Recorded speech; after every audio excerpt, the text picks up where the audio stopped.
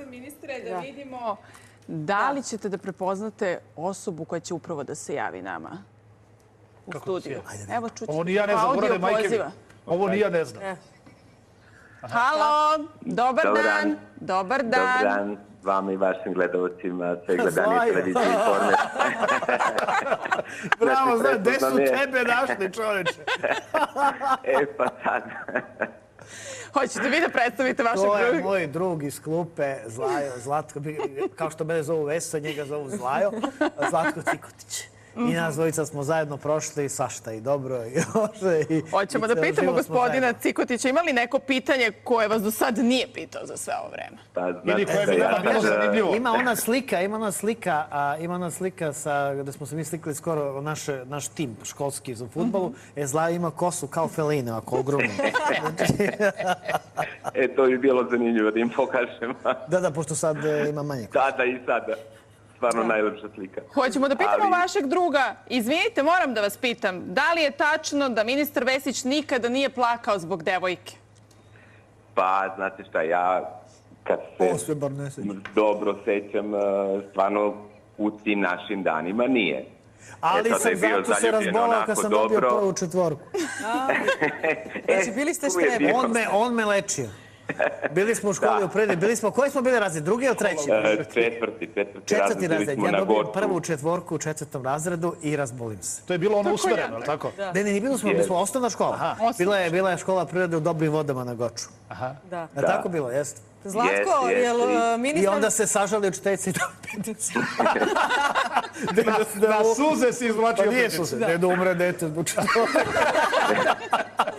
Ali dobro, volili ste dobre ocene, jeste bili štede? Da, Zlaja, sećaš kako nas je Desa tukla učiteljica?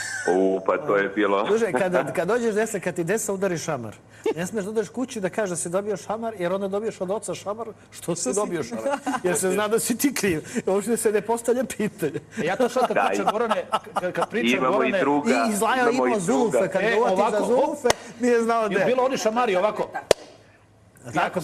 Imamo i druga Zorana Kamidžorca koji je nosio naočare. I onda bio inače nemirko dosta. I onda učiteljica kako mu priđe, samo mu kaže Kamidžorac skini naočare. I on pa nemojte učiteljice, molim vas. Tako da je bilo, ali smo bili dobri. Tako je bilo.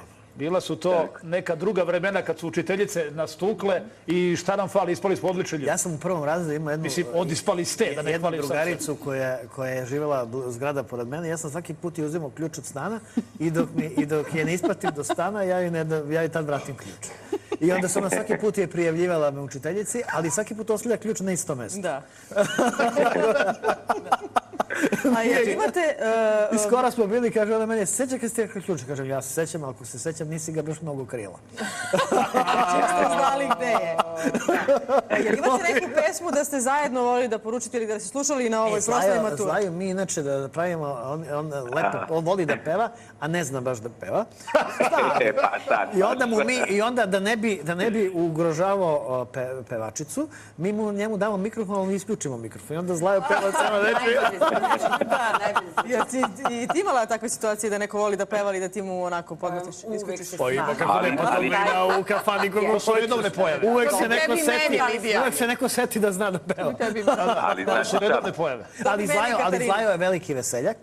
Dobar čovjek, veliki veseljak i on zaista voli kafanu i on je onako... Koja pesma mu je omiljena? I ja onda idem lepo kako beše tvoja Vlajna, je li tako beše? Jeste, Vlajna, da. Vlajna je njegova pesma. Zlajo, jeste i vi završili sa Vlajnom koji i ja? Ja nisam. Zlajova pesma je Vlajna, da. Ajde. Znate li kako znam njegovu pesmu? Dobro, nema veze. Nije isto. Nije isto. Ma može, iz Krajine lepa Vlajna. Šta god da može, samo je neka ta. Juče sam bio u Krajini.